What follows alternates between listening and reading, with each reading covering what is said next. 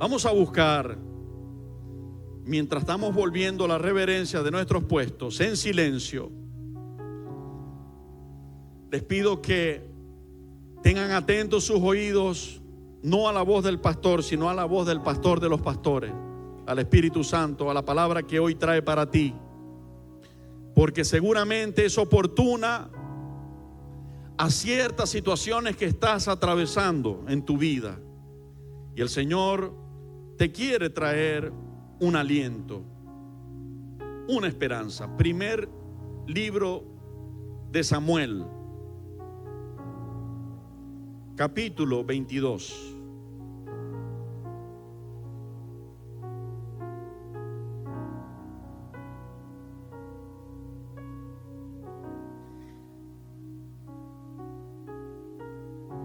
Primer libro del profeta Samuel, capítulo 22. Vamos a leer. Yo les pido que por favor, al menos en esta primera lectura, nos coloquemos de pies para reverenciar la palabra de nuestro Dios.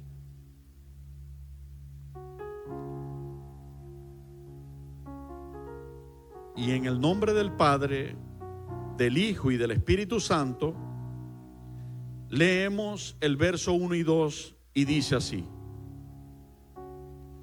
Yéndose luego David de allí, huyó a la cueva de Adulam. Y cuando sus hermanos y toda la casa de su padre lo supieron, vinieron allí a él. Y se juntaron con él todos los afligidos y todo el que estaba endeudado y todos los que se hallaban en amargura de espíritu. Y fue hecho jefe de ellos, y tuvo consigo como 400 hombres. Amén. Pueden estar sentados.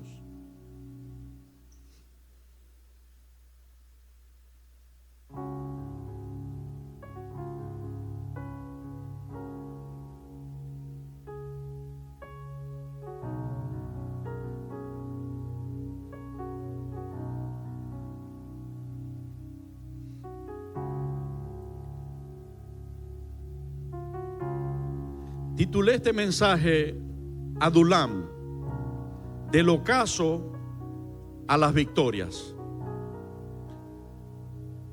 Presta atención. El ocaso, les voy a compartir lo que estuve escribiendo en meditación en la presencia del Señor. El ocaso en nuestras vidas, en las diferentes circunstancias de ella, para nosotros los hijos de Dios, es el punto de inicio de grandes victorias y batallas ganadas. Recordemos a los valientes de David. Eran hombres endeudados, amargados y en la bancarrota, que Dios puso cerca de David para tratarlos.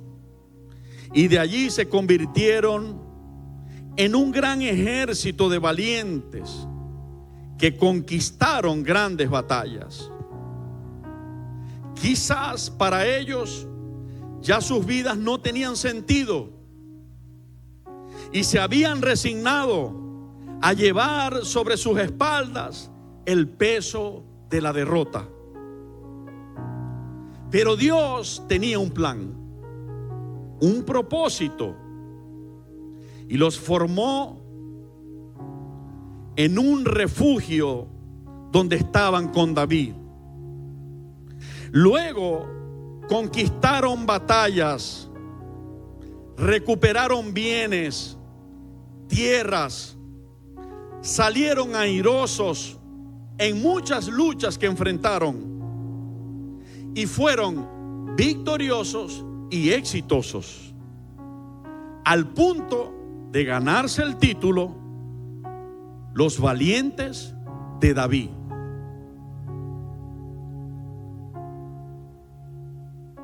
Pelearon y se convirtieron en guerreros.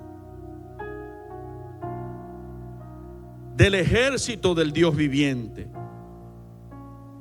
de amargados y endeudados a representantes del Dios de los ejércitos en la tierra. Recuperaron tierras y bienes que Israel, el pueblo de Dios, había perdido. Y Dios en su tiempo les dio un grado de honor.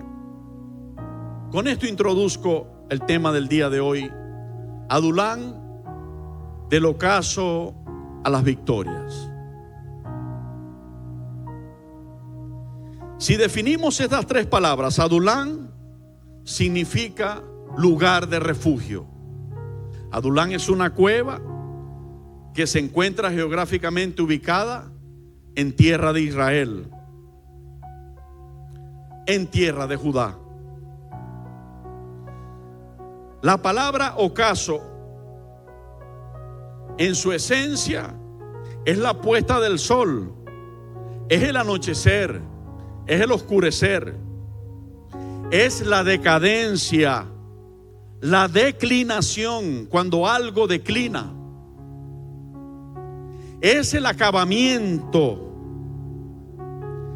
es el declive, es la caída. El ocaso define estos términos que acabo de compartirles. A su vez, la victoria es superioridad o ventaja que se consigue del contrario. La victoria es triunfo y es éxito. Para colocarnos en contexto, estaban viviendo los días del profeta Samuel. Dios, después de mucho tiempo sin tener alguien que pudiera traer palabra de Dios directa, como un predicador, un profeta, en su misericordia levanta al profeta Samuel. ¿Quién es Samuel? ¿De dónde viene Samuel? ¿Cuántos recuerdan eso? Samuel es como que era en Victoria, un milagro, como Isaac David, como Noemí. Por ahí están Yubiris y José Picón. Allá están. Es un milagro porque su mamá Ana era estéril, no podía quedar embarazada, no podía tener hijos. Y cada año subía con su esposo y la otra mujer de su esposo al lugar distante donde Dios había determinado en aquel tiempo que fuera a adorar su pueblo. A ellos les tocó lejos, por eso solo iba una vez al año. En aquellos tiempos no es como hoy, que el Espíritu Santo hablaba a través de esta sierva Lorena hermosa y decía que su sangre abrió el camino. La sangre de Jesucristo ha permitido que en cualquier lugar de nuestra sociedad existan reyes y sacerdotes redimidos por su sangre, instituidos y llamados por Cristo para edificar a su iglesia. Y a cada vuelta de esquina podemos tener la bendición de tener una iglesia. Pero en aquel tiempo no era así. Y cuando ellos subieron aquel año, lo hacían por costumbre. Tenían años en eso. Ana seguía estéril. La Biblia dice en el primer capítulo de este primer libro de Samuel que Ana estaba amargada, que estaba afligida y turbada, porque ella veía como otras tenían hijos, pero ella no. Y aprovechó estar en la presencia de Dios en el templo y derramó su alma en clamor y oración a Dios. Le dijo que si le daba un hijo, ella se comprometía a que ese hijo sería para la gloria de Dios, que ella lo conduciría a sus atrios, a su templo, a que le sirviera. El sacerdote de entonces, Elí, le dijo: mujer, Jehová te haya oído y responda a tu petición. La Biblia dice que Ana se fue con su familia de regreso y que ya no estuvo más triste. Aquel momento de clamor, aquella palabra que el sacerdote había dicho sobre ella, habían quebrantado en su alma la amargura de que no podía quedar embarazada. La Biblia dice ya no estuvo más triste, comió, porque se le había ido las ganas de comer. Estaban como a veces estamos tú y yo, deprimidos, que no tenemos ganas de pararnos, no tenemos ganas de comer, queremos estar en la cueva. Y Dios se acordó de ella, dice, y concibió, quedó embarazada y dio a luz un hijo al cual llamó su nombre Samuel. Este Samuel, cuando ella lo destetó, vino de nuevo a ese lugar, viajó de nuevo a ese lugar como se había comprometido con Dios, y tal cual como se lo había dicho a Dios, lo entregó en el templo. Y la Biblia relata que este niño creció en el templo, conociendo la presencia de Dios y ministrando la presencia de Dios. Este era el profeta Samuel. Para dejar a Ana allá atrás, en el contexto, después que Ana entrega a Samuel en el templo, su historia no siguió nunca más triste. Usted pudiera decir, o sea que después que tanto luchó en oración y Dios le dio el hijo, lo entregó. Sí, lo entregó. Pero Cristo dice, buscad primeramente su reino y su justicia, lo demás vendrá como añadidura. Dios le dio a Ana 5 hijos después, entre varones y hembras. Le dio la bendición después de ser estéril de tener 6 hijos. Y pudo disfrutar de varones y hembras. Este Samuel creció con buen testimonio como un hombre de Dios. Dios estaba contento de la conducta de su siervo Samuel, pero el pueblo no. Así que el pueblo comenzó a ver las debilidades de este hombre y comenzaron a quejarse y comenzaron a pedir un rey.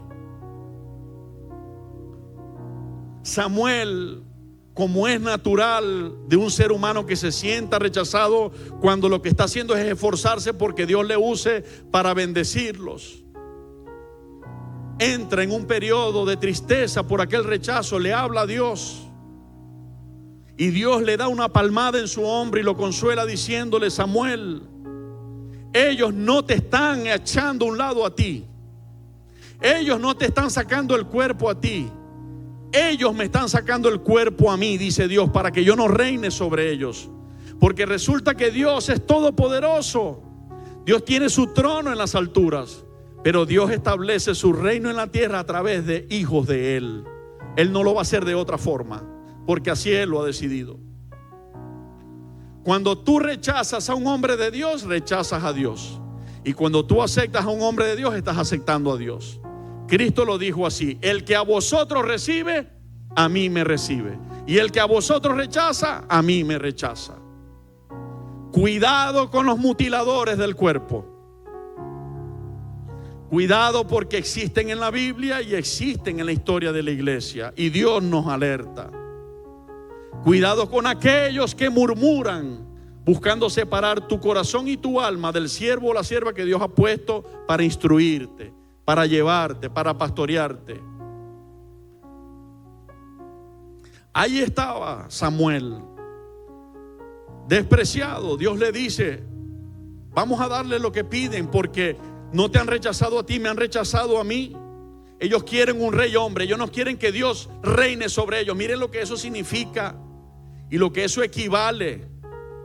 Si a nosotros nos preguntasen hoy, después de tanta tela que cortar y de ese dicho que nosotros decimos, de esa cabulla tenemos un rollo. Si a nosotros nos preguntasen hoy, ¿quién prefieres tú que sea el presidente de tu país? ¿Un ser humano o Jesucristo mismo? ¿Qué le diríamos? El colmo fuera que alguien dijera, después de todo lo que hemos visto, no solamente en Venezuela, en toda la tierra, yo prefiero un presidente hombre. Fuera el colmo. nosotros con todo el corazón diríamos, de hecho lo estamos clamando en oración: Jesucristo, ven. Porque cuando Jesucristo venga por su iglesia, apenas 7 años pasarán de tribulación para que luego Él venga a establecer su reino en la tierra.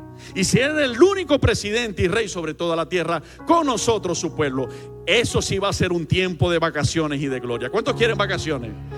Bueno, aliéntate, porque Cristo nos las trae, pronto nos las trae. A ti la gloria, Señor. Tú eres digno, tú te lo mereces. Pero ellos decidieron por un rey terrenal. Dios le dice a Samuel: unge a Saúl. Samuel, en obediencia, aun cuando está siendo despreciado, sigue obedeciendo a su Dios. Unge a Saúl como rey.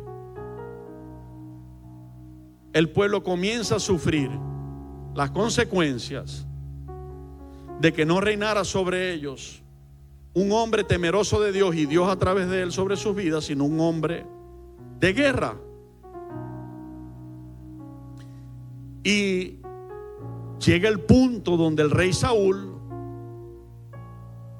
su conducta es testaruda, es caprichosa. La Biblia dice obstinada. El obstinado de la Biblia no es el obstinado que tú y yo manejamos en nuestra sociedad. Nosotros decimos obstinado cuando alguien está molesto, cansado de la vida, ¿no? Estoy obstinado, no me habléis. ¿Cuántos conocen eso? Pero ese no es el obstinado de la Biblia. Yo lo he estudiado. El obstinado de la Biblia, el término que utiliza el original, es para expresar a alguien de dura cerviz, alguien que no se doblega, alguien que es soberbio, que es altivo, que nada lo doblega, que quiere prevalecer él y no la voluntad de Dios, ni la voluntad de ningún otro, sino prevalecer él. Esto es obstinado en la Biblia. Así que llegó al punto en esa obstinación y soberbia de hacerle frente a Dios, y Dios le decía: vas a hacer esta batalla así, y él hacía a su manera. Entonces Dios determina quitarlo de en medio y levanta a alguien que nadie veía, a un pastorcito de ovejas, de los menores de la casa de su padre, David. Lo llama al frente el mismo Dios, porque hasta el profeta Samuel, hombre temeroso de Dios, se equivocó. Pensó que entre los hijos de Isaí que estaban allí en la batalla estaba el rey, pero no fue así. Porque Dios dijo: no le mire su parecer, no le mire su apariencia, no le mire su estatura, no le mire sus posibilidades de soldados que ellos tienen. Porque Jehová no mira lo que ustedes miran los hombres. Jehová mira el corazón. Así que, oído a los que nos sentimos limitados. ¿Cuántos tenemos limitaciones? ¿Cuántos somos un poco torpes? Comenzando por mí. Buenas noticias. Dios no mira nuestra torpeza. Dios mira nuestro corazón deseoso por servirle a Él. Amén. Y así llamó a David al frente. Lo ungió. Dios le dijo: este es, dice la Biblia, un joven rubio, hermoso, de ojos hermosos. Lo trajeron al frente, pero tenía una característica: él batallaba a vida o muerte por defender las ovejas de su padre Isaí. Y entonces lo llaman al frente. El Espíritu de Dios le habla a Samuel, le dice: úngelo, aquí está mi ungido. Lo ungen.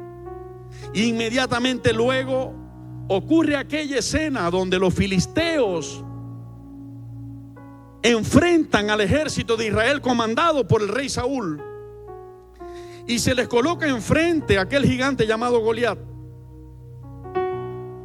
inmenso, diestro en la batalla, con armas poderosas terrenalmente hablando.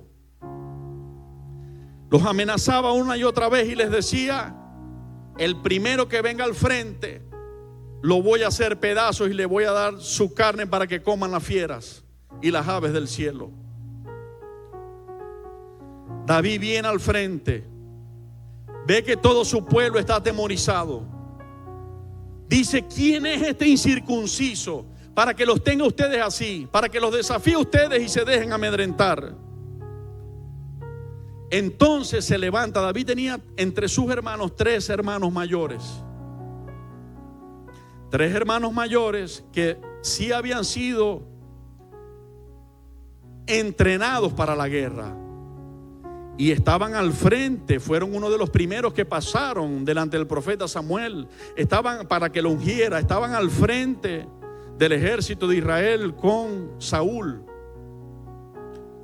Uno de ellos se llama Abinadab. Abinadab, cuando vio que su hermano David estaba marcando la diferencia, y la diferencia no era para tomar gloria para él, David lo que estaba diciendo era: ustedes no entienden que él no está desafiando a ustedes, sino al Dios de ustedes. Yo no vengo aquí con lanza y jabalina. Yo vengo aquí en el nombre de Jehová de los ejércitos, el Dios de los escuadrones de Israel, a quien este incircunciso ha desafiado. Abinadab le salió al encuentro y le dijo: cállate, yo te conozco porque eres mi hermano. Eres un soberbio, un altivo, engreído, mira lo que te crees. Ahora sí, no hemos podido de ninguno, estoy diciéndole en mis palabras, pero eso fue lo que pasó. No hemos podido ninguno de nosotros y vas a poder tú. Pero David siguió adelante. Su determinación permitió que Saúl lo dejara pasar al frente. Todos pensaban que iba a perder. Solamente él creía que Dios podía ganar. No él, sino Dios en él. Así que, así de esta manera, David derrota a Saúl. Israel cobra aliento y comienzan a derrotar a los filisteos. Se levanta un cántico que dice: Saúl hirió a sus 1000, pero David hirió a sus 10,000. Y se levanta el celo, la envidia en el corazón del rey Saúl. Porque ya describí que era un hombre carnal, que era un hombre soberbio, y no aceptaba que este muchacho David, comenzando, como era humilde, como era obediente a Dios, como quería hacer la voluntad de Dios, Dios lo estaba usando para derribar a quien ya Saúl no podía derribar. De hecho, estaban frenados. ¿Cuántos van conmigo? Se levanta ese odio en el rey Saúl. Se levanta ese celo y determina perseguir a David para matarlo, para quitarlo de en medio. Lo comienza a perseguir. Y uno de los lugares donde se refugia primero el rey David es la cueva de Adulán. ¿Ok? En ese lugar se refugia, y con él se viene algunos de su familia y unos 400 hombres. Tratemos por un momento de ponernos en los zapatos de este ser humano. Quiero decirte que ningún ser humano que está en la historia de la Biblia es diferente a ti y a mí. La carta del apóstol Santiago, por ejemplo, dice que el profeta Elías era un hombre sujeto a pasiones iguales que las tuyas y las mías. O sea, somos similares, pero creyeron en Dios. Esto no se trata de que sean hombres superdotados. Esto se trata de hombres y mujeres que le crean a Dios y no a lo que nosotros podemos hacer. Allí estaba. Vamos a tratar de pensar siendo nosotros David, como si tú y yo fuésemos David. Ahí estaba mi pueblo Israel, paralizados por el miedo, frente al problema de entonces, el ejército de los filisteos y el gigante que lo comandaba o estaba enfrente, llamado Goliat. Nadie tuvo el valor de enfrentarlos. Determiné poner a un lado las ovejas que con fidelidad cuidé. Fui allá al frente, como solía ir a veces a llevarles alimentos. Decidí creerle a Dios. enfrenté esa lucha que los agobiaba a todos ellos. Dios nos da la victoria, vencemos ese gran problema y ahora me acosan. En vez de buscarme, el rey Saúl, a quien yo además amo y respeto, porque te voy a describir lo que conozco de David en la palabra y lo puedes verificar. David amaba a Saúl, David amaba a la casa de Saúl. El mejor amigo que David tuvo en toda su vida se llamó Jonatán, un hijo de Saúl. Una amistad hermosa, inquebrantable, que lo demostraron los hechos.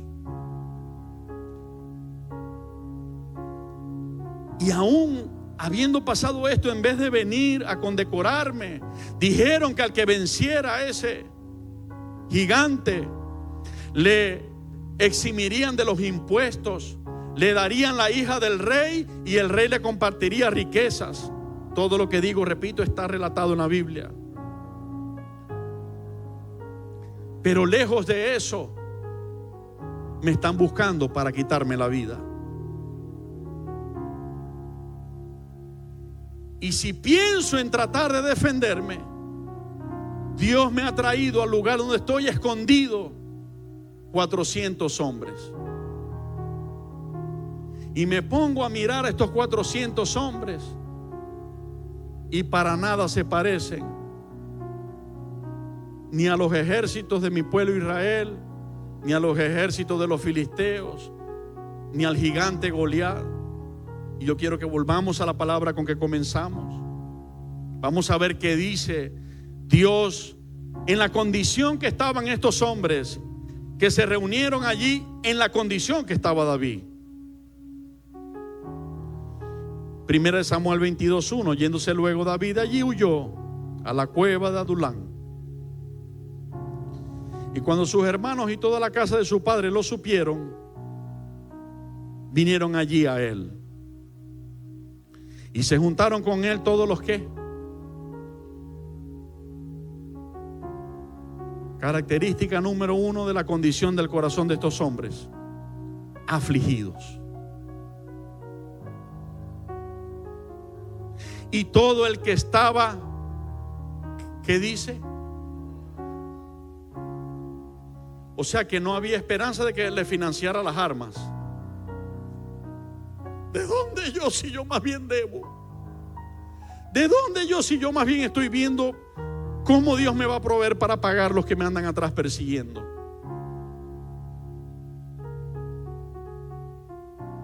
Permite que Dios hoy aplique, el Espíritu Santo hoy aplique cada una de estas características a tu vida como Él quiera hacerlo.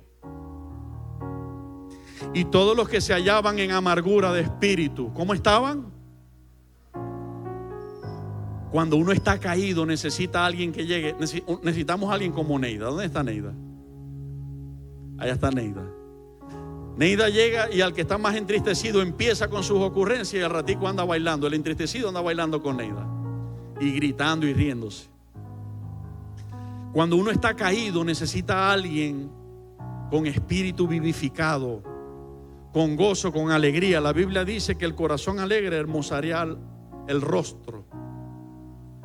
Pero David estaba caído y lo rodean hombres amargados, endeudados y afligidos. Esa eran la condición en la que ellos estaban. Sin embargo, David fue hecho jefe de ellos y tuvo consigo como 400 hombres.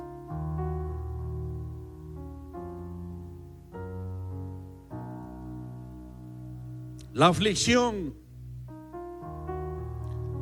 las deudas, la amargura nos empujan a Adulán. La persecución de aquellos que desean nuestra derrota, nuestra caída y nuestra muerte nos empujan hacia Adulán. Nos empujan hacia la cueva. Y lo que pareciera ser el ocaso de una vida, Dios lo comienza a utilizar para tratar con sus mentalidades, con sus espíritus amargados, con sus pensamientos de aflicción, con sus amarguras. Me imagino la cara de estos hombres recién entrados en la cueva. ¿Cuántos me ayudan a poner caras de amargados así? Todos así amargados. Porque si el corazón alegre hermosea el rostro, ¿qué hace el corazón triste? ¿O qué hace el corazón amargado? Los maracuchos decimos: Virta tiene cara de pocos amigos, mira. Bueno, Dios comienza a utilizar lo que parecía. ¿Saben qué? Cuando estamos en esa condición, los seres humanos pensamos: hasta aquí me duró la cuerda, hasta aquí me trajo el río, ya aquí no hay salida, ya no sé qué va a hacer Dios conmigo. Porque si no lo hizo en todo el camino anterior y permitió que todos estos problemas, en vez de solucionármelos, ayudarme a solucionármelos, Él dejó que se me acumularan y llegué a este punto. Creo que ya aquí no hay vuelta atrás. Por eso, del ocaso de cuando claudicamos, de cuando se nos va la luz, y no estoy hablando de la eléctrica, estoy hablando de la luz en el alma. Desde allí Dios nos levanta y nos saca hacia las victorias. Las victorias más grandes que nunca te has imaginado. Hoy estoy seguro que tú y yo no podemos pensar en los propósitos que Él tiene con tu vida y la mía, hasta donde Dios nos querrá llevar, por amor a su nombre, para gloria de su nombre y para salvación de nuestra familia y de muchos más. Pero te digo, lo que parecía el ocaso de nuestras vidas es el lugar donde el alfarero está trabajando. El Espíritu Santo sigue hablando de eso. Es donde Él está trabajando y formando afligidos, perseguidos, endeudados y amargados en valientes. Amén. En valientes. Porque los hijos de Dios funcionamos así. Vamos a ver cómo lo dijo Jesucristo, nuestro Rey precioso, sabio, en el Evangelio según San Juan, en el capítulo 12. Nos ubicamos en el verso 23.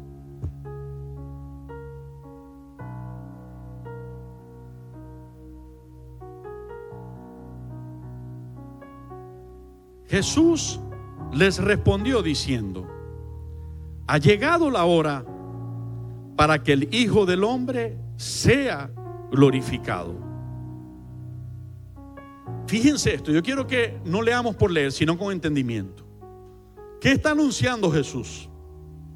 Que el Hijo del Hombre va a ser glorificado.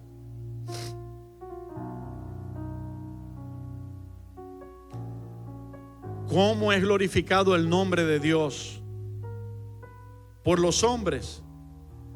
Cuando hay hombres y mujeres que se dejan usar por Dios en obediencia, Dios hace su obra, su voluntad en la tierra, y entonces los hombres, impactados por esa obra y esa gloria de Dios, terminan dando gloria al Señor. Sigue diciendo: de cierto os digo, que si el grano de trigo no cae en la tierra y muere, queda solo, pero si muere, lleva mucho fruto. ¿Tú sabías que Dios nos compara, y ahora mismo lo está haciendo, con el grano de trigo? ¿Sabías eso? Él está diciendo: mis hijos son así, como el grano de trigo. Si ellos no se mueren, no llevan fruto. Ellos necesitan morirse para yo producir frutos en ellos. Porque cuando tú y yo morimos por nuestras debilidades y circunstancias, entonces Cristo está viviendo. el Espíritu Santo de Dios crece. Nosotros menguamos y Él crece. El que ama su vida la perderá, y el que aborrece su vida en este mundo para vida eterna la guardará. Si alguno me sirve, sígame, y donde yo estuviere, allí también estará mi servidor. Si alguno me sirviere, mi Padre le honrará.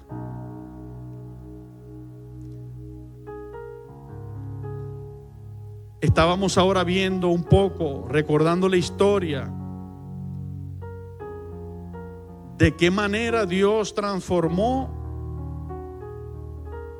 y creó a los valientes de David.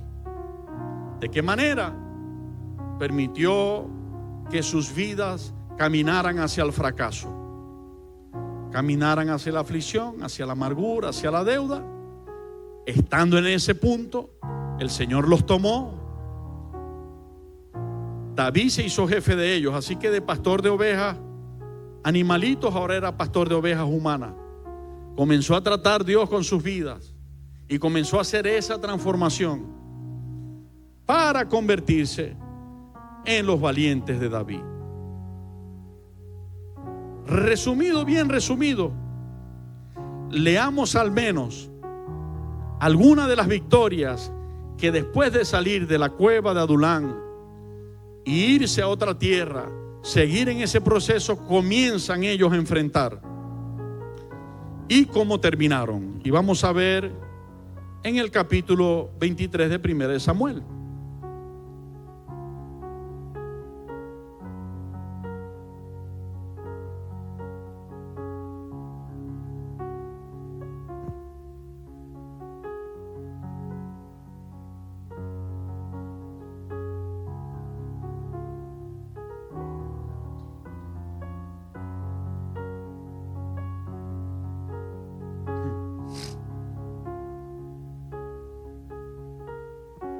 Dieron aviso a David diciendo: he aquí que los filisteos combaten a Keila y roban las eras.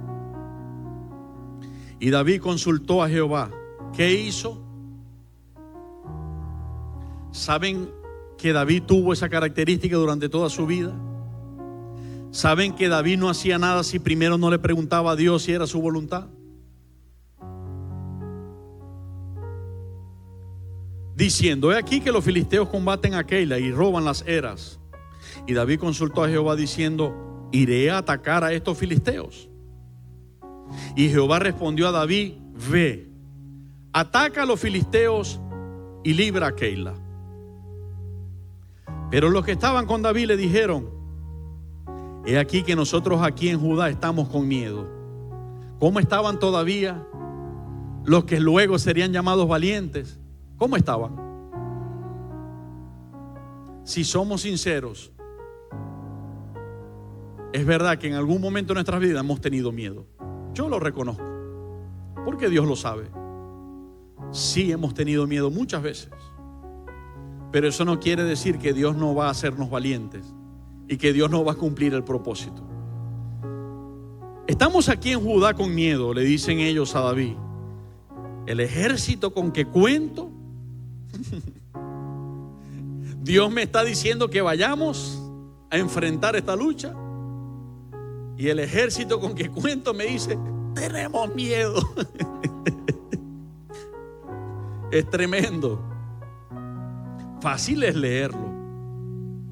El tema es que él lo vivió y oído. Si te das cuenta y lo aplicas a tu vida, tú y yo lo estamos viviendo. A menor, a más o menos, a mayor escala, pero lo estamos viviendo.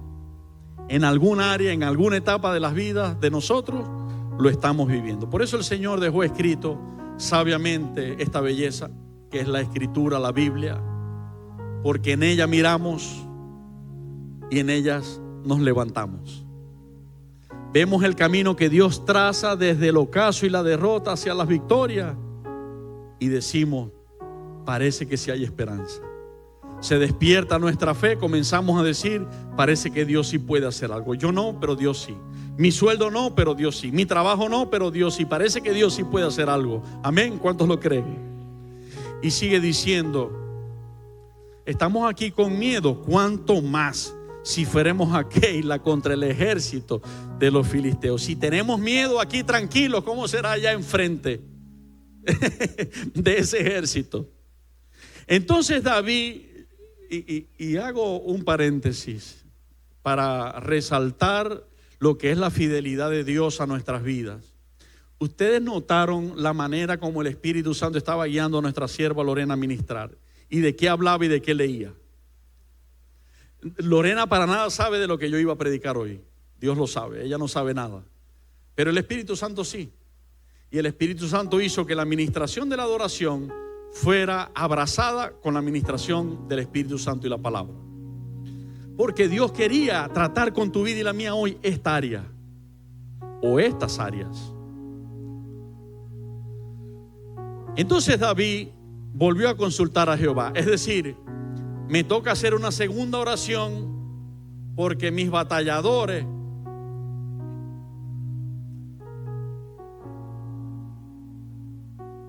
tienen miedo. No podemos ser tan coloquiales. Tienen el rabo entre las piernas. Entonces David volvió a consultar a Jehová, y Jehová le respondió y dijo: levántate, desciende a Keila. ¿Sabes que Dios es firme? ¿Sabes que a Dios no le mueven los tamaños de los ejércitos, ni los tamaños de tus problemas, ni los tamaños de tus enfermedades, ni los tamaños de tus deudas? ¿Sabe que el Dios que te está hablando, el Dios que te llamó y te dio la vida, es el que hizo los cielos y la tierra? Que cuando Él te dice en la palabra, mira de dónde puede venir tu socorro, te dice del Dios que hizo los cielos y la tierra. ¿Sabes eso? A Dios no lo va a mover eso. Por eso a Él se le dice la roca inconmovible de los siglos. Exactamente le responde igual a David: desciende a Keila, pues yo entregaré en tus manos a los filisteos. La misma respuesta. ¿No has leído en la Biblia que dice que Dios no cambia? Que Él es el mismo ayer, hoy y siempre. ¿Sabes qué significa eso? Que el Dios que peleó de la mano de David es el Dios que pelea contigo hoy y conmigo hoy. Así que no hay gigante, Goliat, ni ejército grande que hoy nos esté enfrentando que mi Dios no vaya a vencer. Él los va a vencer por mí, y yo le voy a dar la gloria. Amén. Fue pues David con sus hombres a Keila. ¿Con quién fue? ¿Y qué tenían los hombres? Pero fueron, ¿verdad? Porque Dios dio una palabra. No importa si Dios te llama y te pones nervioso. Tengo 23 años predicando la palabra de Dios, y cada domingo que me voy a subir aquí, casi cada domingo me dan cólicos. Te lo confieso. Ya no sé cuándo son espirituales, cuándo son emocionales o cuándo son de que me pasé con la comida. Ya no sé. Ya perdí la cuenta. Ya lo que hago es que le digo: Señor, mi espíritu, mi alma y mi cuerpo son tuyos. Agárralos y haz tu voluntad, porque realmente yo no puedo. No podemos. Es Él el que puede en nosotros. Fue pues David con sus hombres a Keila y peleó contra los filisteos, y se llevó sus ganados y les causó una gran derrota, y libró David a los de Keila. De esta manera, esta es una de las primeras, la primera batalla, pero de esta manera fueron las demás. Se presentaba la lucha, David consultaba en oración a Dios, le preguntaba: Señor, iré. Si vamos, irás con nosotros. Dios le decía: sí, David, ve, yo estoy con ustedes. Ellos iban, se reponían al nervio, se reponían al miedo, se reponían a la sacada de las cuentas. Sabe que muchas veces se enfrentaron a ejércitos de miles con 300, con 100 o con 200, porque la gloria no iba a ser de la fuerza de los hombres, la gloria iba a ser del Dios que estaba con ellos. Así que es muy natural que hoy, ante tus luchas, te veas muy insignificante para vencerlas, porque cuando las venzas, y yo las venza, la gloria no va a ser mía ni va a ser tuya. La gloria va a ser de Jehová de los ejércitos que pelea por nosotros. Amén. Y eso me levanta la fe y la confianza. Dáselo con todas tus fuerzas a Cristo. Cristo, son para ti nuestros aplausos. A ti te damos la gloria, Señor. Gracias. Porque por tu palabra viene nuestra fe, por el oír tu palabra. Y cuando decidimos creer en ti, tú mueves tu mano poderosa y tú haces grandes cosas. Y libró David a los de Keila. Así fueron sucesivamente ocurriendo todas sus batallas. Y Dios estaba con ellos. Vamos a Primera de Crónicas, capítulo 11, desde el verso 1.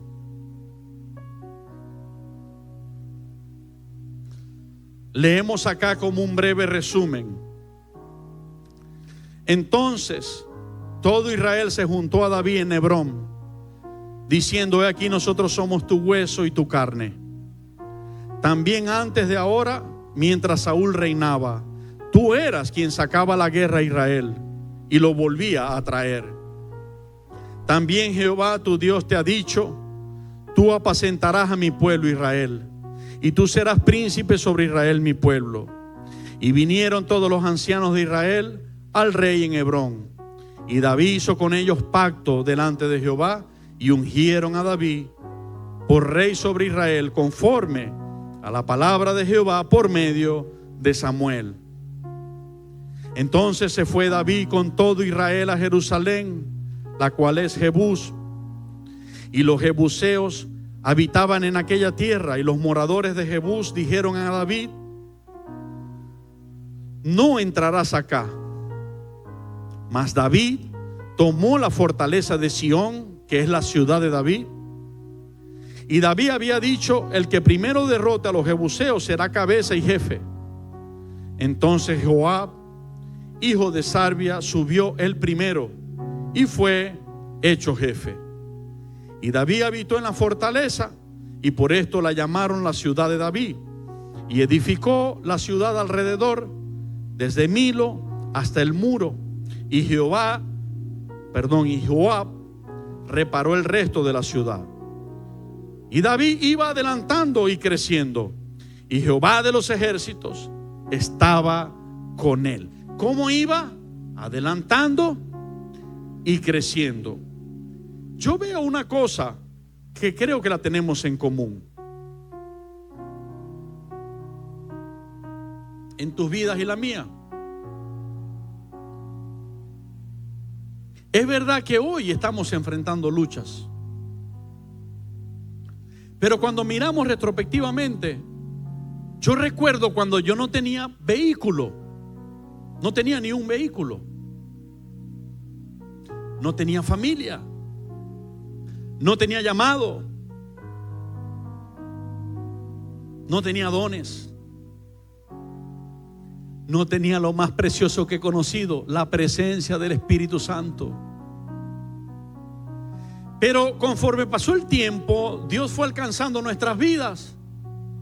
Nos llamó cuando creímos, nos perdonó, nos limpió, nos dio su Espíritu Santo, colocó en nosotros dones, colocó en nosotros llamado. Comenzamos a ser alguien para Dios, a servirle. Comenzó a darnos una hermosa familia, unos hermosos hijos. Por la misericordia de Dios, a los que Él ha querido, nos ha dado vehículos, nos ha dado casa que no teníamos tampoco propia, sino la de nuestros padres. Y así sucesivamente. Hoy enfrentamos luchas, pero es verdad que vamos adelantando y que vamos creciendo. Incluso en lo físico, si ustedes ven mis fotos, cuando tenía 21 años que llegó Cristo a mi vida, estaba en el chasis. Orejón, narizón y flaco, huesudo. Lo único que tenía bonito eran los ojos, porque además me pasaba la máquina, el acero. Vos te veis bonito, porque vos soy bonito, pues ya tenéis la gracia de Dios, pero cuando eso yo no la tenía. Y fíjense, ahora tengo que cuidarme porque la barriga crece. ¿A cuántos la barriga le crece? La barriga va adelantando y creciendo. Todo va adelantando y creciendo. Y repito, hoy estamos en nuevas luchas. Hoy estamos en nuevas pruebas. Pero ¿por qué no recordamos las de ayer? Que cuando nos vimos claudicar, el Señor en un momento se levantó y las borró. Y las quitó de delante de nuestros ojos. Yo lo recuerdo. Y recordar eso me coloca en el lugar de esperanza. Y digo, el Dios que me libró ayer de aquello que yo no podía, es el mismo Dios que no cambia y hoy está conmigo y me va a librar hoy de esta que no puedo. Y eso fue lo que David vio. El Dios que me acompañó a cuidar las ovejas y que me ayudó a enfrentarme al oso y al león, el mismo Dios que hoy me ayuda frente a este gigante Goliat. Es el mismo Dios que hoy me ayuda frente a este ejército filisteo. Es el mismo Dios. Los ocasos para el pueblo de Dios no son el claudicar de sus vidas, son las victorias más grandes que Dios va a traer. Y te voy a hablar del extremo. A lo que el ser humano más le temía. Y digo le temía porque hoy muchos seres humanos le temen. Están buscando la cura para ser inmortales. No la van a conseguir aunque ya está. Habemos muchos que ya estamos llegando por la gracia de Jesucristo al punto de no temerlo. Y es la muerte física. Porque la muerte física es exactamente el momento donde comenzará la gloria más tremenda para los hijos e hijas de Dios. Y si no, porque el apóstol Pablo dijo: para mí el vivir es Cristo y el morir es ganancia. Si me ponen a escoger, yo prefiero irme y estar con Cristo. Para mí es muchísimo mejor. ¿Por qué lo dijo? Porque lo entendió. Esa es la vida en abundancia. Así que si habláramos del peor ocaso de nuestras vidas, cuando tengamos que partir de esta tierra, nosotros no nos estamos yendo en derrota. Nosotros tenemos aquí dentro el pasaporte para entrar al cielo. Jesucristo, el camino, la verdad y la vida. El que muere en Cristo no está derrotado, está en victoria. Dáselo a Él. Él se lo merece. Aleluya. No hay derrota para los hijos de Dios. Hay victoria para los hijos de Dios. Aunque en algunas etapas tengamos que pasar el desierto, tengamos que atravesar el desierto, tengamos que escondernos en la cueva, Dios está haciendo su plan. Te lo aseguro, Dios está haciendo su plan en tu vida y en la mía. Y como dice el Salmo 138 y verso 8, Jehová cumplirá su propósito en mí, porque tu misericordia, oh Jehová, es para siempre. No desampares la obra de tus manos. Ánimo. Allí en Adulán donde estamos, ánimos que el alfarero está trabajando. Y de allí tenemos que salir a ser valientes, a convertirnos en valientes en las manos de Cristo, para que Cristo conquiste esta tierra, para que el día que la trompeta suene, la mayoría posible haya venido a sus pies para tener esta victoria que hoy el pueblo de Dios tiene. Y David iba adelantando y creciendo, y Jehová de los ejércitos estaba con él.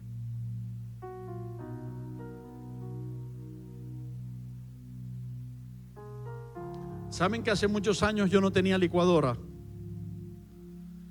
¿Cuántos se olvidaron de que en algún momento no tenían licuadora? Pero es que es en serio. ¿Por qué un día compramos licuadora? Porque no teníamos. Porque usábamos la de la casa de nuestros padres. ¿Sabes que me apasiona la pesca? Y hace muchos años yo no tenía cañas para pescar. Y hoy en el cuarto de Carlito y el mío contamos con más de 4 o 5 cañas para pescar de diferentes tipos de pesca, gracias al Señor que a lo largo del tiempo nos ha ido dando. Y quizás tú dices, pero ¿por qué pones esos ejemplos, hermano? Porque Dios está en todas las etapas de nuestra vida. Y eso para mí es grande, porque si yo no hubiese podido, si Dios no me hubiese ayudado, yo no hubiese podido tenerlo. No sé si me entiendes, pero le estoy dando la gloria a Dios, porque aún la ropa que hoy porto, Él me la ha provisto. Ayer no la tenía. ¿Sí o no? Puedes revisar y mirar tu vida y dejar atrás el cuarto de la queja y entender que aunque estés viviendo grandes luchas, grandes victorias te esperan. ¿Será que podamos visualizarnos allí? Estos son los principales de los valientes que David tuvo y los que le ayudaron en su reino con todo Israel, para hacerle rey sobre Israel conforme a la palabra de Jehová. Nosotros decimos cuando vemos nuestra foto, unos kilos después. Aquellas fotos de 20 años mías, yo pesaba 72 kilos. Hoy, dejando el refresco, logré meterme por debajo de los 100 otra vez, pero ya estaba en 100 y pico.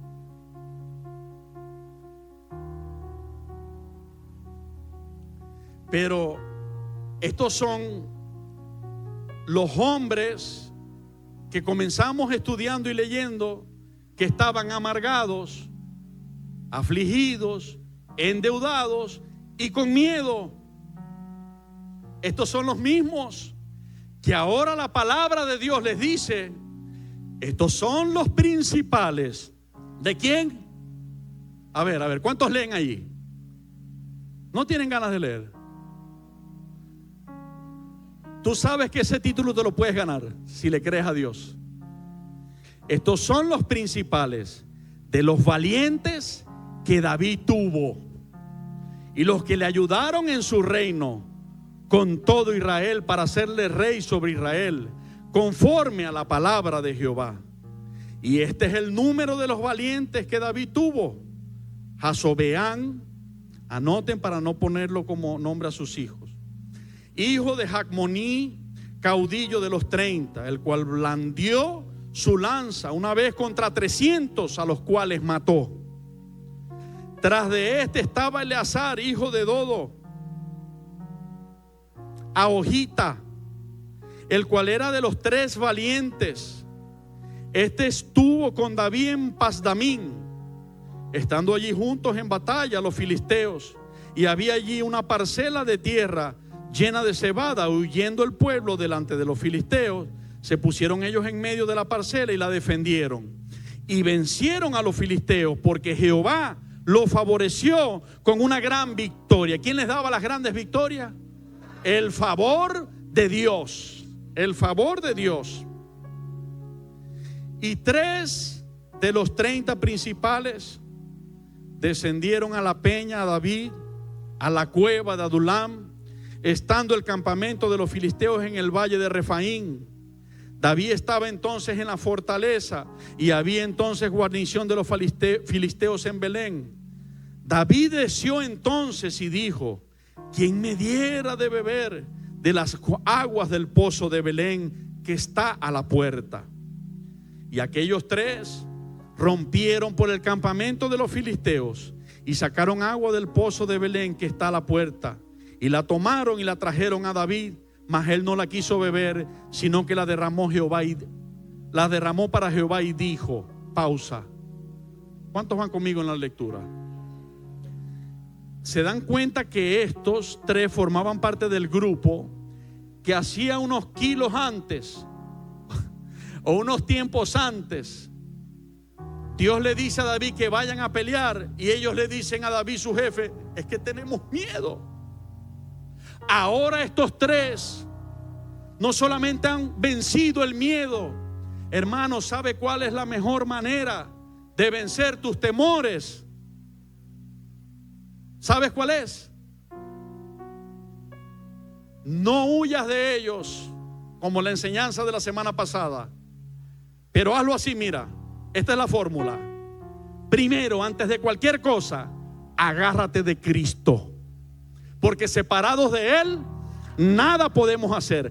Agárrate de Cristo y dale adelante a enfrentar esos temores, que los vas a vencer. Estos tres vencieron esos miedos al punto de que David tuvo sed. Pero los filisteos llenaban el centro de Belén, el ejército archienemigo de ellos, y tuvieron la valentía de meterse de noche, caminar entre los soldados filisteos hasta llegar al pozo, sacarle agua y traérsela al rey David para que saciara su sed. No sé cuántos ven el significado de esto. Esto habla de hombres que habían sido procesados, que eran miedosos, que eran nerviosos, que eran amargados, que eran afligidos, que estaban endeudados, y Dios los estaba convirtiendo en tremendos valientes. Tú eres un valiente y una valiente del Señor. Deja que Él haga su obra en tu vida y lo verás. Y sigue diciendo: mas Él no la quiso beber, sino que la derramó para Jehová y dijo: guárdeme mi Dios de hacer esto. ¿Había yo de beber la sangre y la vida de estos varones que con peligro de sus vidas la han traído? Y no la quiso beber. Esto hicieron aquellos tres valientes. Lo resalta la Escritura, la palabra de Dios. Y Abisai, hermano de Joab, era jefe de los 30, el cual blandió su lanza contra 300 y los mató, y ganó renombre con los tres. Fue el más ilustre de los 30 y fue el jefe de ellos, pero no igualó a los tres primeros. Benaía, hijo de Joiada, hijo de un varón valiente de Capsel, de grandes hechos, él venció a los 2 leones de Moab. También descendió y mató a un león en medio de un foso en tiempo de nieve. Él mismo venció a un egipcio, hombre de 5 codos de estaturas, y el egipcio traía una lanza como un rodillo de tejedor. Mas él descendió con un báculo y arrebató al egipcio la lanza de la mano y lo mató con su misma lanza. Por eso es que el salmista dice que la red que el enemigo teje y prepara contra nosotros será utilizada para él mismo.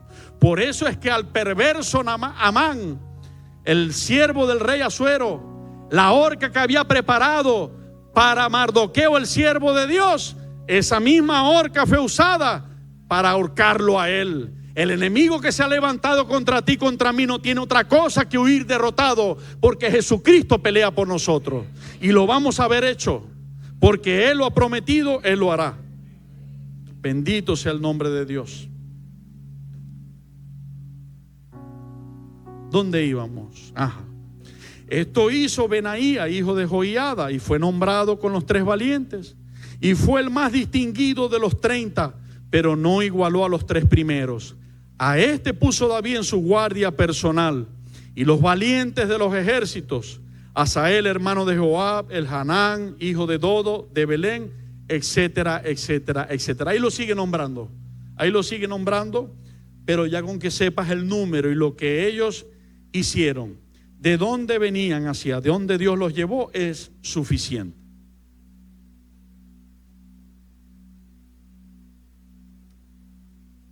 ¿Será que a alguno le comienza a ver una perspectiva diferente a las luchas que hoy tenemos enfrente? ¿Será que podemos creer que en este Adulán Dios nos está preparando? Y que lo que parecía el ocaso de algunas áreas de nuestras vidas, Dios lo está preparando para hacerlo tremendas victorias. Yo sí lo creo. Si el Espíritu Santo me ha hablado esta palabra, es porque Él lo va a hacer. Recuerdo que dice su palabra que no hará nunca nada el Señor sin antes anunciárselo a sus siervos. Dios anuncia y luego hace, ¿ok? El milagro. Dios anuncia, sus siervos creen y Él hace. Esa es la manera de obrar de Dios. Por eso existen los profetas desde tiempos antiguos. Vamos a volver a ser sinceros en este punto. ¿Cuántos muchas veces nos sentimos débiles? Muchas veces. ¿Sabías que Dios te dice en la palabra: identifíquese el que es débil? Mírese, identifíquese el que se sienta débil y diga el débil: fuerte soy. Vamos a leerlo en dos pasajes al menos. Libro del profeta Joel, capítulo 3 y verso 10. Forjad espadas de vuestros asadones, lanzas de vuestras hoces. Diga el débil: fuerte soy. ¿Sabes qué significa eso? ¿Sabes por qué Dios nos dice: haz espada de los asadones y haz lanza con vuestras hoces? Porque Él sabe que te detienes a pensar y dices: pero es que ok, Señor, vencí el miedo o me repongo al miedo tomando esta palabra y creyendo en ti. Pero es que ni siquiera tengo los recursos. Y Dios te está diciendo: mira lo que tienes. Y aunque eso no parezca recurso, utiliza eso que tienes como recurso, porque yo estoy contigo. Eso es lo que significa eso. Segunda de Corintios,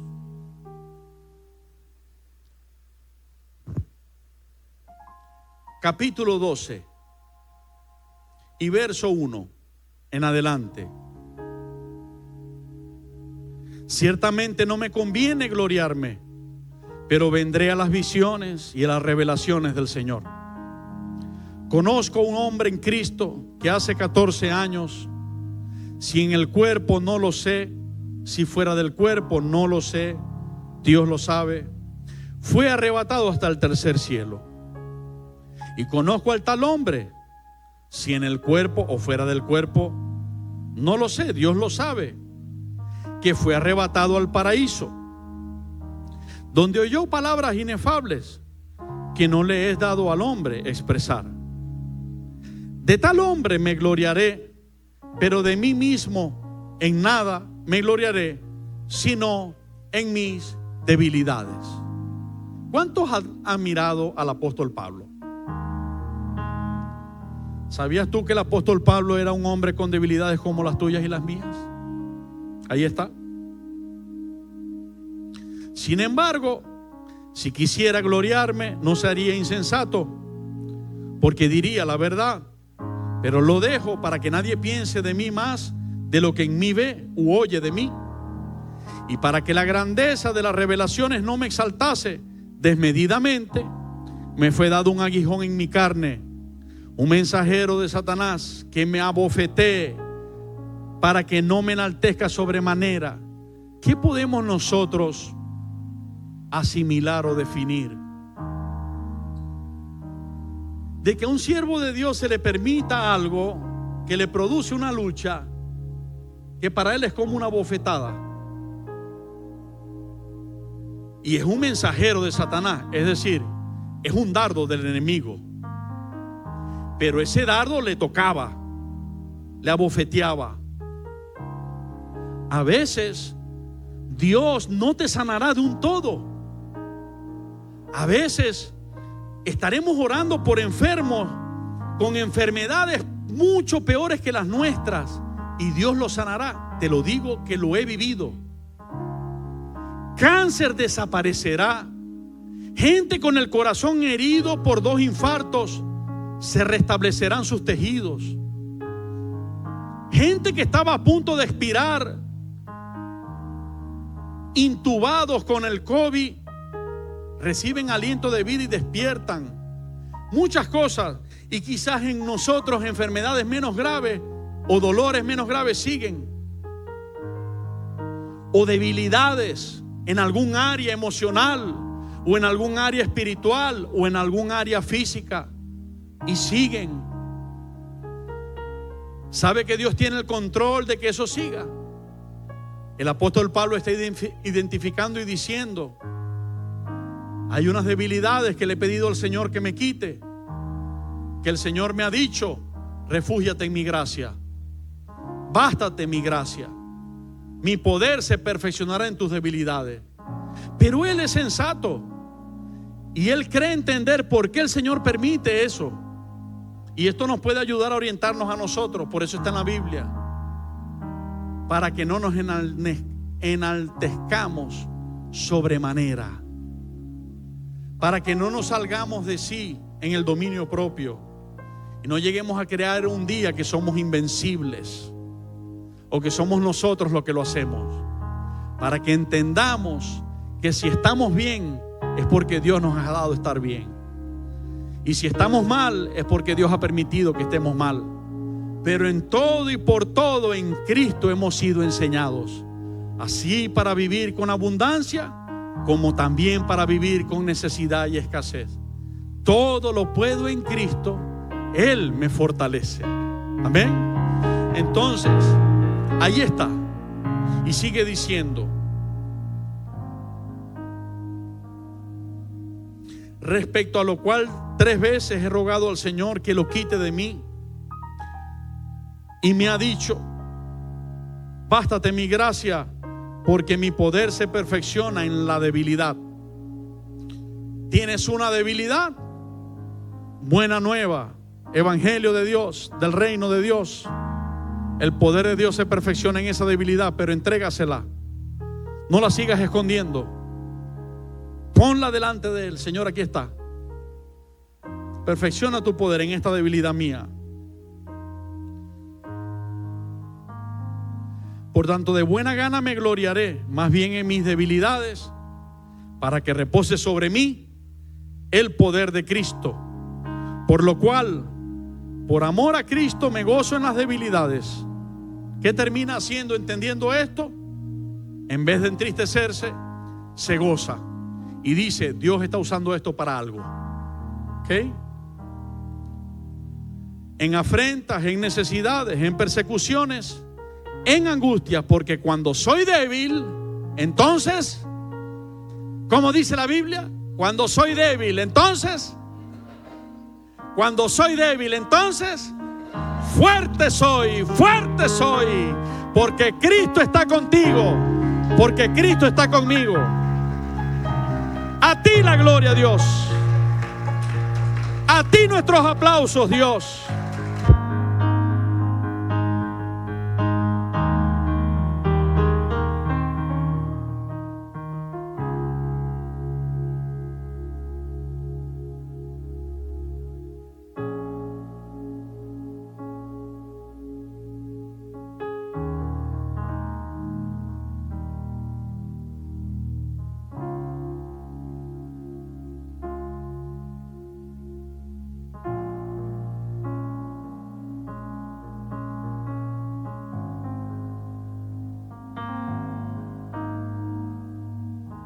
Afuera.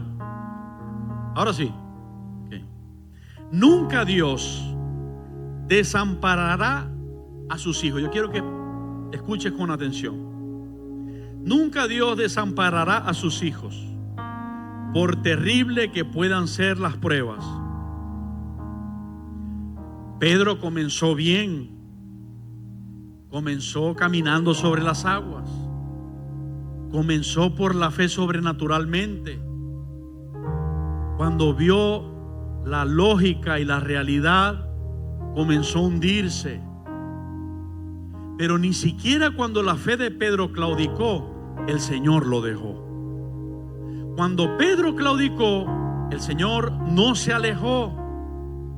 La Biblia enseña que por el contrario, el Señor se acercó un poco más, porque la Biblia dice que le asió de su mano. Esto significa acercarme y agarrarte de la mano, porque veo que te estás hundiendo. Y lo levantó y lo salvó. ¿Me creerías si yo te digo hoy que en Cristo no existen derrotas? No existen derrotas. Cristo es demasiado precioso, demasiado fiel. Y aún en el momento donde nuestra fe entra en debilidad, cuando Él ve que no te puede sostener esa fe, no se aleja Cristo de ti. Él se acerca a ti porque Él tiene un título bien ganado. Él es el Salvador. Él no es el perdedor, o sea, el que deja perder al que se va a perder. Él es el que lo salva. Y cuando Él ve que uno de sus hijas o de sus hijos está claudicando y se está hundiendo, jamás se aleja. Él se acerca, Él extiende la mano y lo agarra, lo levanta, lo saca a flote y lo salva.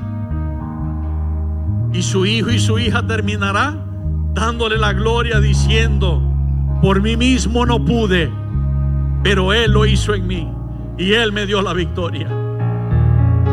Bendito sea Dios. Gracias, Señor. Bendito sea.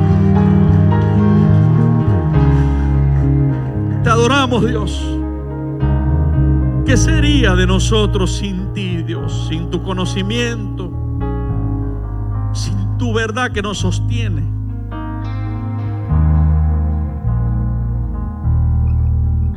Salmo 37. Te quiero compartir la perspectiva de un hombre que fue joven, obviamente.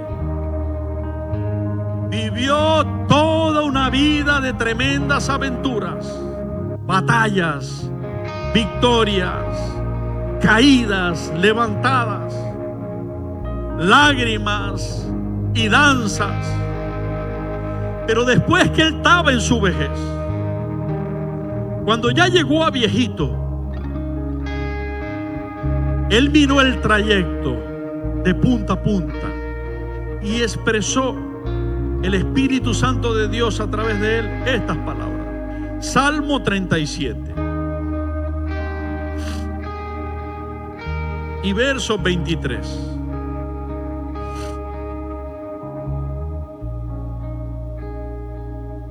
Por Jehová son ordenados los pasos del hombre, y Él aprueba su camino.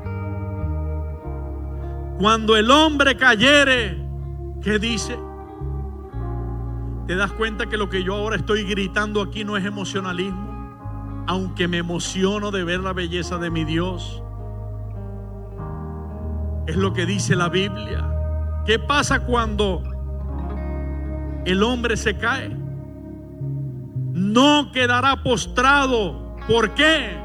Porque Jehová sostiene ¿qué? Y no fue lo que Dios cumplió cuando Pedro se hundía. Miles de años antes Dios había dicho esta palabra. Miles de años después Pedro se iba a hundir. Pero Dios lo tiene en memoria, lo que nos ha prometido. Y por eso me conmueve tanto el Señor y lo amo con todo mi ser. Porque en el momento de más necesidad es cuando Él sabe bien llegar y extiende la mano a lo que ha prometido y lo levanta. Por eso dice: cuando el hombre cayere, no quedará postrado, porque Jehová sostiene su mano.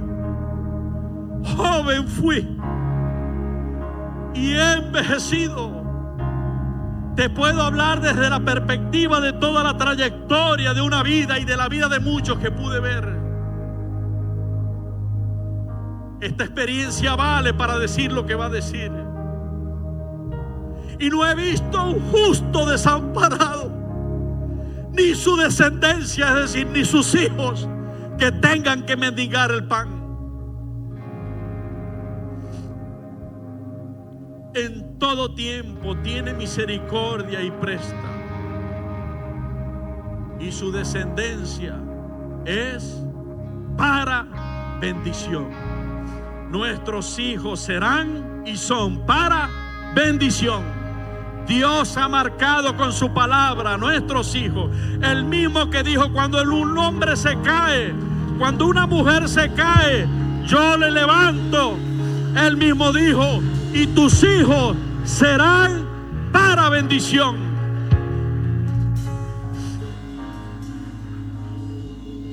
Así hoy los veas al contrario de la voluntad de Dios, un día no lejano lo verás adorando a tu Dios, porque Él lo ha prometido. Pero te puedes llevar en tu corazón esto. Oí el testimonio de un hombre que fue joven y envejeció. Vio su vida y vio la de muchos, y pudo dar fe y decir: nunca Dios ha desamparado a un justo. Nunca Él ha permitido que su descendencia mendigue. Esto no quiere decir que no va a llegar el momento donde sentimos desamparos. Pero oído, iglesia, una cosa es lo que sentimos, otra cosa es lo que realmente está ocurriendo y Dios está haciendo. Esos soldados sentían miedo, pero Dios olfateaba victoria. Dios le decía a David: ve, porque voy a estar con ustedes y van a vencer. ¿Te acuerdas? Tú y yo podemos sentirnos derribados, pero Dios ha prometido que no quedaremos postrados, porque Él está con nosotros. Adán y Eva, voy a hablar brevemente, esta es la conclusión.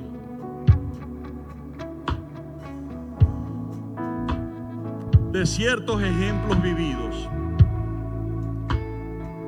donde en algún momento de sus vidas eso que voy a nombrar representó sus grandes luchas, y cómo Dios en esas grandes luchas les dio la victoria, y eso quedó documentado. Adán y Eva tuvieron sus luchas, tuvieron su serpiente.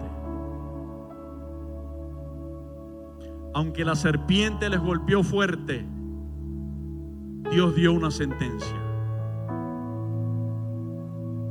Serpiente, tú podrás herir al ser humano en el talón, pero el ser humano te va a poder herir a ti en la cabeza. ¿Quién tiene la ventaja? ¿Cuántos se acuerdan de esa predicación hace años que Dios me dio para ustedes? Se llamaba así: ¿quién tiene la ventaja? Mientras la serpiente, que es nuestro problema, nos puede herir en el talón, tú y yo le podemos dar donde se muere, en la cabeza. Dios lo sentenció así. Moisés y su pueblo tuvieron a su faraón, esa tremenda lucha que los mantenía oprimidos y no los quería dejar salir a la libertad. Pero Dios sentenció, destruyó a Faraón, lo sepultó con todo su ejército en el Mar Rojo, y su pueblo sacó a la victoria. Los 12 espías enviados por Moisés para inspeccionar la tierra, de los 12, 10 de ellos dijeron: no podremos. 10 de ellos dijeron: es un problema muy grande, tienen ejércitos. La mayoría dijo: no se puede.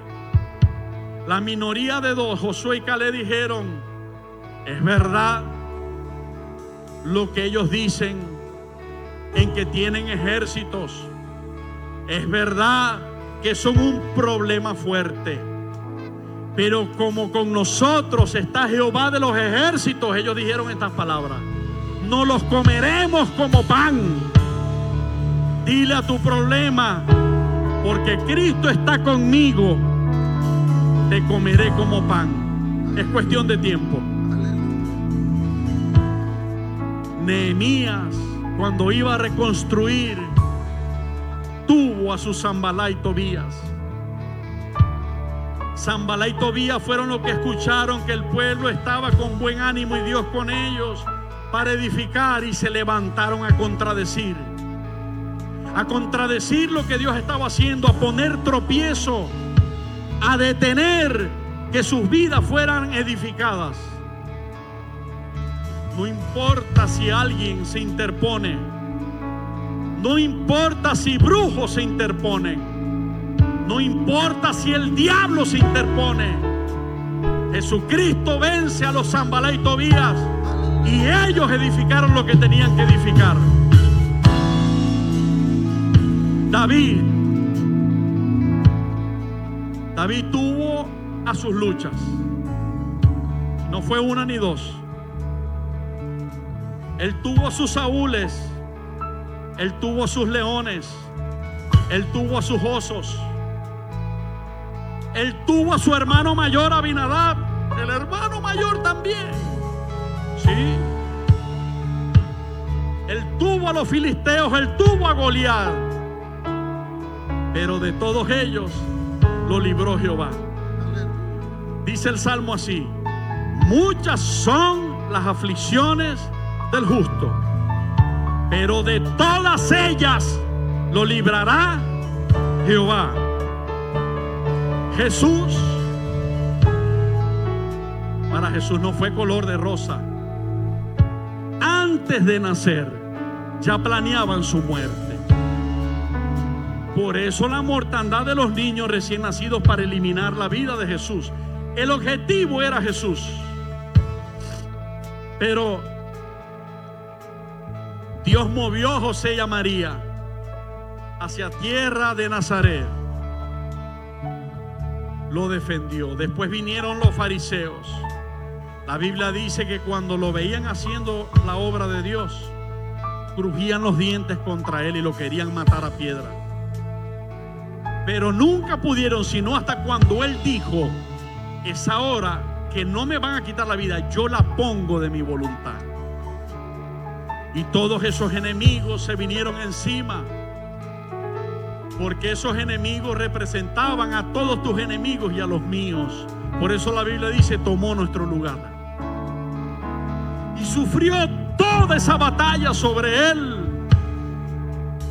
Y esa batalla lo llevó a él a entregar y expirar. Fue metido en un sepulcro. Pero un día domingo, como hoy, primer día de la semana, en la mañana cuando fueron a sepulcro, Jesucristo no estaba. Jesucristo se había levantado. Jesucristo había vencido no solamente a todos sus enemigos, sino a los enemigos tuyos y a los míos. Dáselo a él. Aleluya. Aleluya. Gracias, Señor.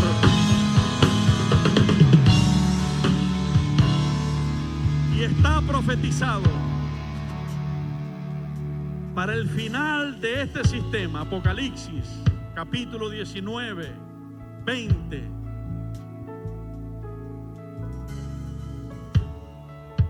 El Señor nos deja claro cómo dará después de 1000 años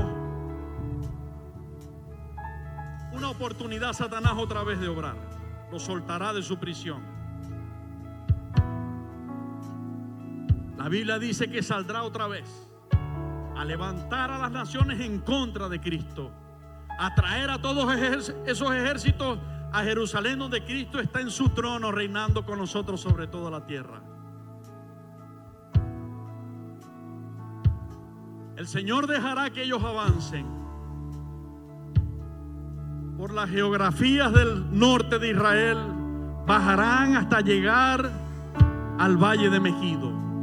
Se ve a unas millas de Jerusalén así el valle de Megido, que también se le dice Armagedón. Y cuando el enemigo crea que ya viene a alcanzar al Cordero para vencerlo, la Biblia dice que los destruirá con fuego que hará descender del cielo y con el espíritu que sale de su boca. Y finalmente, toda hueste que representa las luchas contra el ser humano, hijo de Dios, serán totalmente calcinadas, destruidas, vencidas por Señor Jesucristo, nuestro Rey Salvador. ¿Sabes para qué son estas victorias?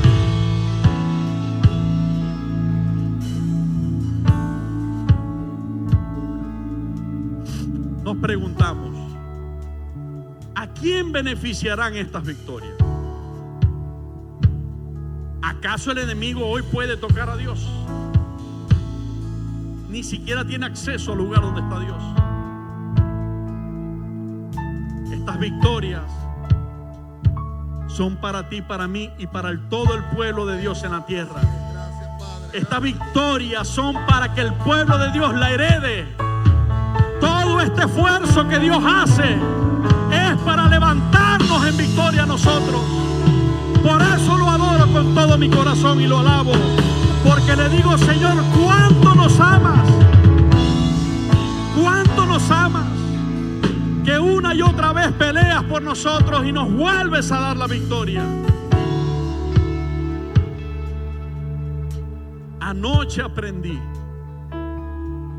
a través de estos hermosos siervos, Alfonso y Anaí, que ministraron la Santa Cena. Yo no estaba físicamente aquí, pero espiritualmente estaba conectado con el Señor y ustedes. Y estaba pendiente de ustedes, no crean, por ahí por las cámaras los estaba pillando. Pero aprendí. ¿Quién adora y canta antes de ser sacrificado? ¿Quién sabe que en los siguientes minutos lo van a meter preso y lo van a sacrificar? Y antes de que lleguen esos minutos, sabiendo que vienen, comienza a cantar himnos y adorarlo. Eso me marcó Dios, Alfonso, Dios a través de eso. Bueno, te lo escribía. Me puse a meditar en el Señor y escribí lo siguiente. ¿Quién adoras antes de ser sacrificado? El Espíritu Santo me dio esta respuesta. Aquel que sabe que ese sufrimiento será vencido. ¿Cuántos escucharon? Cuantas cuevas de Adulán tengamos que tener, cuantas cuevas de Adulán Dios va a vencer. Aquel que sabe que ese sufrimiento será vencido y se convertirá en tremendas victorias. Cristo sabía lo que él iba a sufrir, pero él sabía que él iba a vencer esa lucha. Y que ese sufrimiento, mira lo más hermoso. En Hebreos dice, por el gozo puesto delante de él sufrió la cruz, menospreciando el oprobio. ¿Sabes por qué? Porque él sabía que ese sufrimiento te libraría a ti de las garras de Satanás, te libraría a ti de la muerte, te libraría de la enfermedad y el pecado, y te daría vida eterna en victoria lejos de un infierno. Eso fue suficiente para que antes de que llegara el sacrificio, él cantara al Padre en adoración. Jacob también adoró antes de partir. Elías sabía que iba a ser arrebatado al cielo y no se escondió. Si tú lees la Biblia, enseña que él corrió al encuentro de los carros de fuego que venían por él. ¿Cuántos conocen la historia? Él buscó ese encuentro que se lo llevaría con él. Esteban, el de buen testimonio, el cristiano del libro de los Hechos, lleno del Espíritu Santo, entregó su espíritu voluntariamente al Señor. Esto es una muestra de obediencia a la voluntad de Dios de llevárselo con él. Él no se puso a luchar contra Dios. Me están apedreando y te estoy sirviendo. No. La Biblia dice que adoró, que vio el cielo abierto y a Cristo a la diestra del Padre, que clamó a Dios que perdonara los pecados de los que lo estaban apedreando y que voluntariamente le dijo: te entrego mi espíritu, te encomiendo mi espíritu. Finalmente, los que pueden adorar antes de la prueba, durante lo adulán de la prueba y después de la prueba son aquellos que saben quién los ha llamado. y quien los defiende. ¿Cuántos saben que ese es nuestro Dios? Y que esos son ustedes y soy yo. Amén.